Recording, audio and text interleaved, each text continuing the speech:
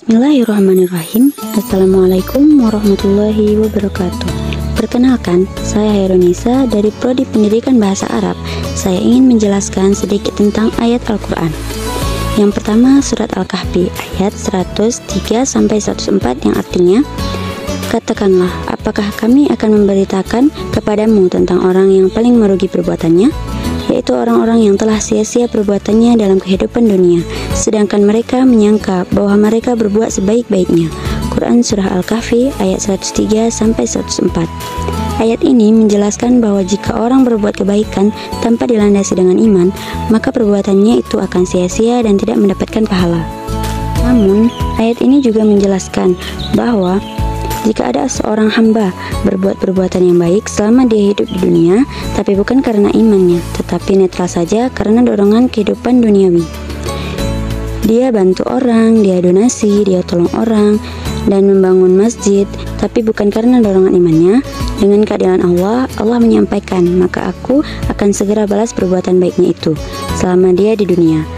Allah itu maha adil, karena dia berbuat di dunia, dibalasnya di dunia. Kan iman itu membuka kunci akhirat. Kita itu beriman karena yakin dengan akhirat. Kalau tidak yakin, ya untuk apa kita menunaikan sholat? Untuk apa kita puasa? Kan kita berharap di situ ada kumpulan kebaikan yang akumulasinya berupa pahala, dibawa bekal pulang. Nah, itulah kunci iman ada di situ.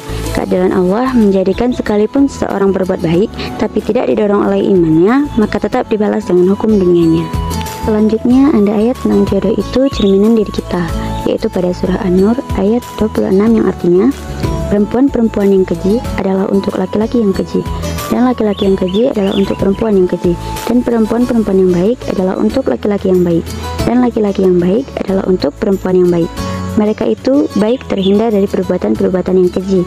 Mereka itu adalah orang-orang yang mendapat ampunan dan rahmat, dan Allah Maha mengetahui lagi Maha bijaksana. Quran Surah An-Nur ayat 26. Ayat ini menjelaskan bahwa jodoh adalah cerminan diri. Biasanya kita cenderung untuk mencari orang yang sama kiranya dengan kita. Biasanya, kalau orang-orang yang hari-harinya bersama Al-Quran misalnya, dia akan senang untuk mencari pasangan yang juga sama-sama dengan Al-Quran, bukan yang terlalu jauh perbedaannya. Nah, biasanya begitu. Jadi ayat ini kita bisa lihat bahwa jodoh adalah cerminan diri. Namun kita harus tahu bahwa ayat ini bukan bermaksud janji Allah. Bukan bermaksud Allah berjanji yang baik akan diberikan yang baik, yang jahat akan diberikan yang jahat. Namun ayat ini berupa perintah untuk kita menjadi yang baik, dan perintah untuk kita agar kita mencari yang baik pula untuk kehidupan kita. Kita lihat kisah Firaun dan Asia misalnya. Asia orang yang sangat soleha, dan Firaun orang yang sangat jahat, namun mereka disatukan dengan sebuah hikmah. Dan jika engkau sudah baik luar biasa, namun Allah mengujimu lewat pasanganmu, bukankah dikatakan bahwa kadang-kadang pasangan itu bisa menjadi musuh dan ujian bagi kehidupan kita? Allah Subhanahu wa Ta'ala mentakdirkannya untukmu karena Allah tahu kau sanggup dalam membersamainya.